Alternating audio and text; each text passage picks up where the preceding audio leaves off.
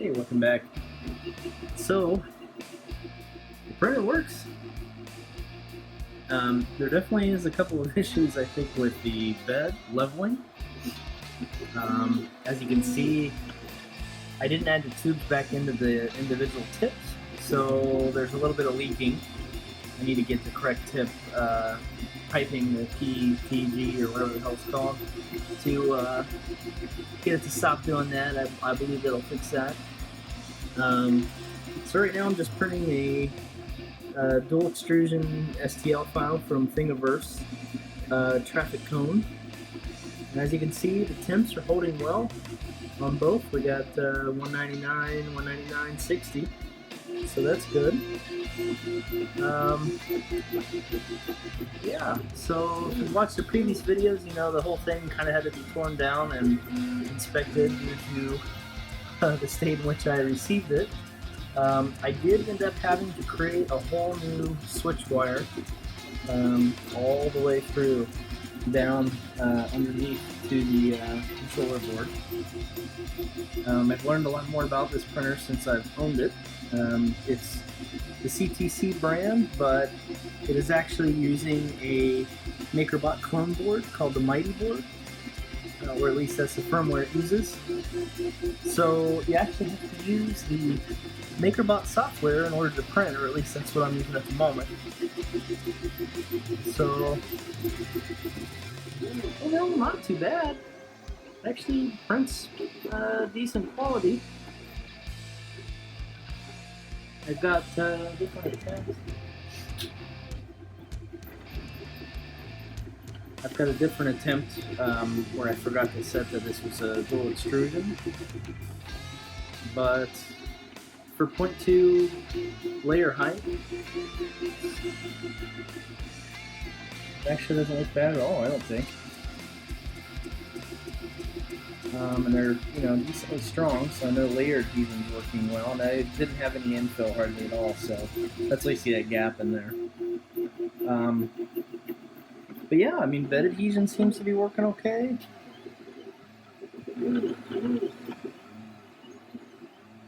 Overall, I'm pretty impressed. Can't wait till it switches over to the other extruder and starts printing white on top of the blue. I think that's going to look really neat. So, come around here. I added these back on. These were part of the printer. These were custom, just added in to try to help keep heat in. I also think it keeps some noise in. So I'm using Robo Filament. This is what I've got. It's using white and blue. PLA 1.75 mil. So the other plate over here. And so these printers apparently are notorious for breaking wires. I said that in another earlier video, I believe. So I was a little concerned about this wire being so tight behind this panel on the other side. So it, normally it loops around, comes in through here, and then basically follows the same path kind of as this one. So instead of having to repair this wire as well, I decided to just kind of leave it dangle, because I noticed that if you leave it dangle, there's not much pulling on it, you know, that possibly could cause strain and cause it to break.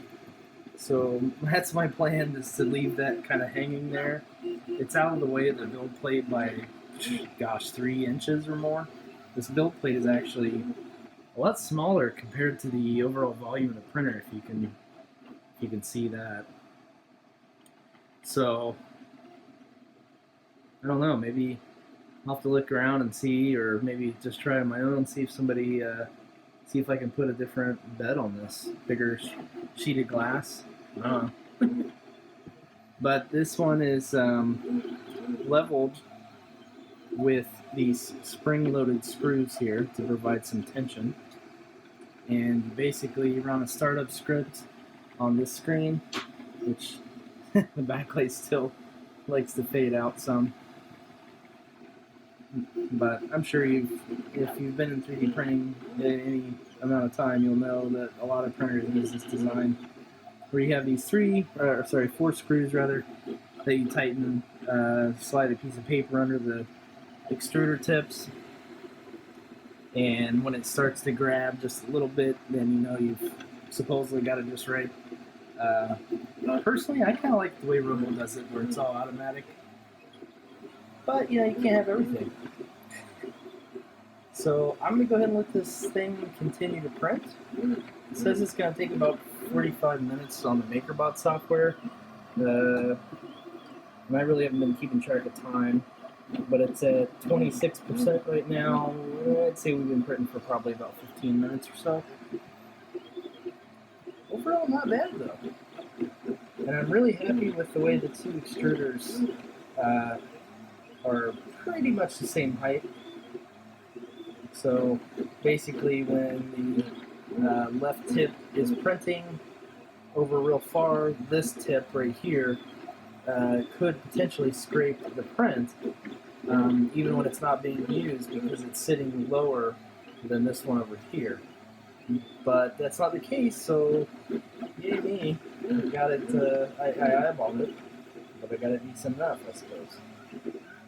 I think it is. I think the right one is sitting just a little too high, or vice versa. It's kind of the toe that's moving. But anyways, so I'm gonna go ahead and keep printing, and I'll cut back in whenever I've got this thing done, and we'll review.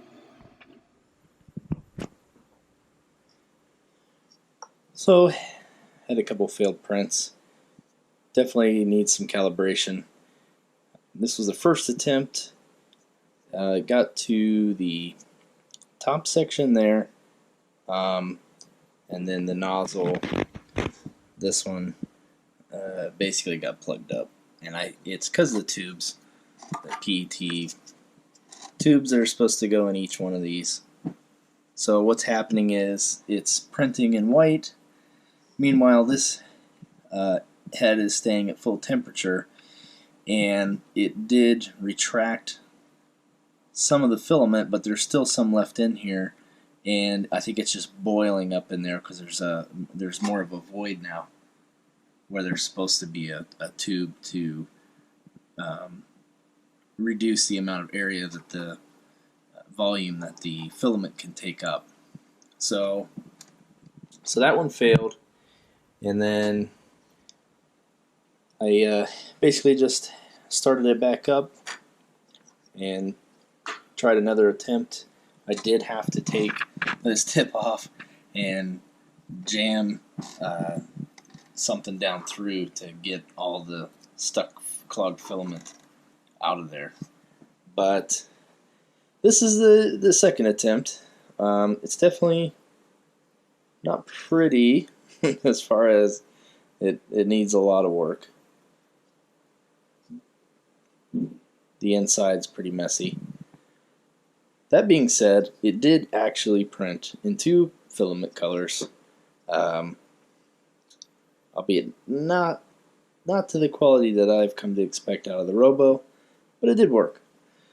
So the next step is to upgrade the firmware on this. It's running version 1 of the firmware, so that's got to get updated.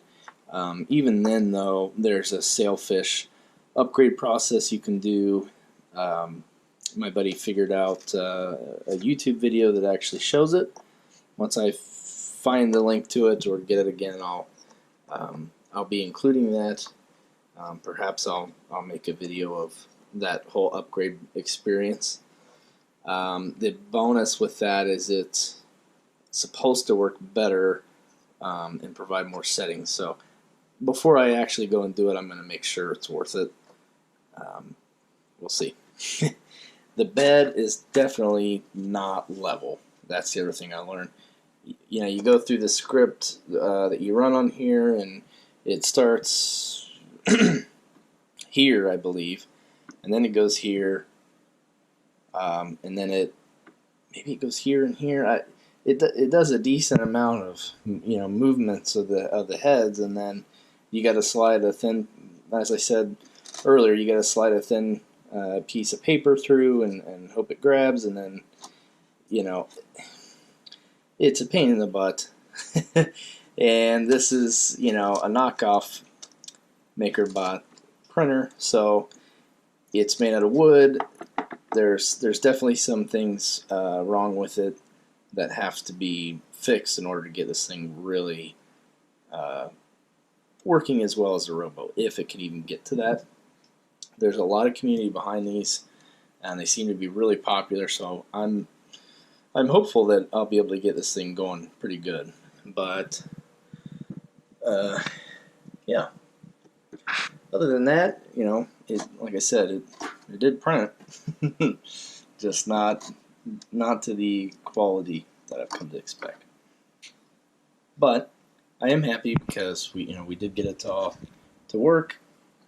The printer was free, so can't really complain.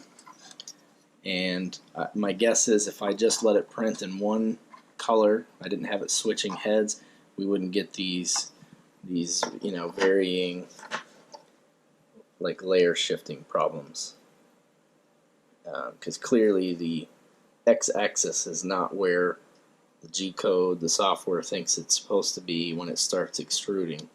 And so you're getting, like, on one side it's definite, ridges right there, versus this side it's a lot better. So it's kind of odd.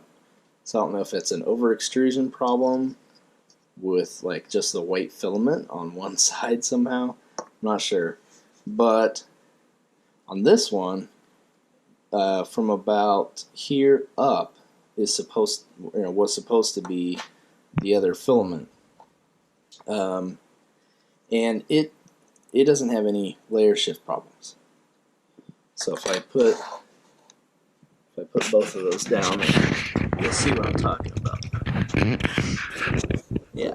So this one from here up has layer shift problems, whereas this one all in one filament. I mean, there's a slight line right there, but there's nothing else.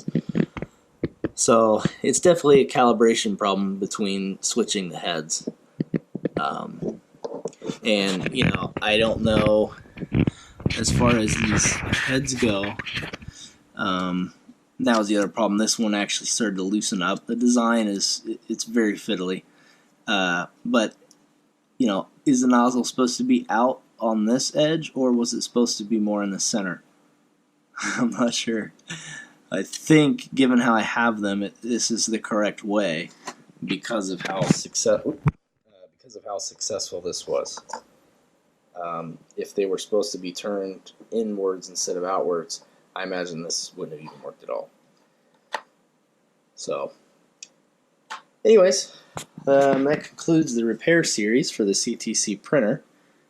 At this point, I'm considering it repaired. It does print. It works. On to different things. There probably will be more videos covering this printer, but I don't have any concrete plans just yet because I'm not exactly sure where to go next with this other than doing firmware and maybe learning the MakerBot software a little better. The Simplify 3D software, because I'm using my Robo primarily, I leave it in the RepRap firmware mode, and to generate files for this printer, it's a proprietary format. The screen does not see G-code files even on the SD card. I have to switch Simplify 3D to the Mighty board format or MakerBot format, and it's kind of a pain in the butt for Simplify 3D to constantly be switching between the two, and I'm a little nervous I'm going to start losing some of my settings for my Robo when I go to print with it, because I maybe messed around and printed something on this. So I'm going to learn the other software and just kind of continue to use that for now. But yeah. So thanks for watching. I hope you learned something about what it might take to repair a printer that was destined for the garbage if you get one for free. There's tons of them on eBay actually that are broken. Not just CTC printers, but 3D printers in general.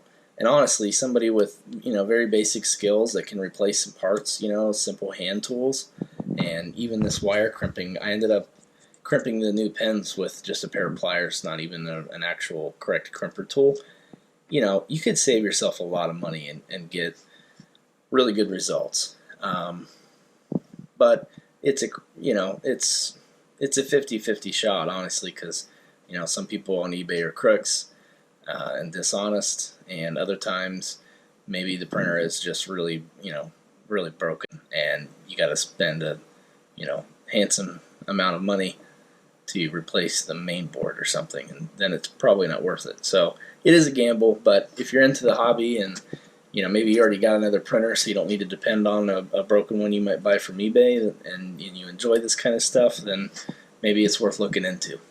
I would definitely be interested to learn if you do, so please comment down below if you end up finding a printer and working on your own. I think it'd be really cool to hear about. Also, please subscribe if you are learning anything, or if you don't feel like subscribing for one reason or another, let me know.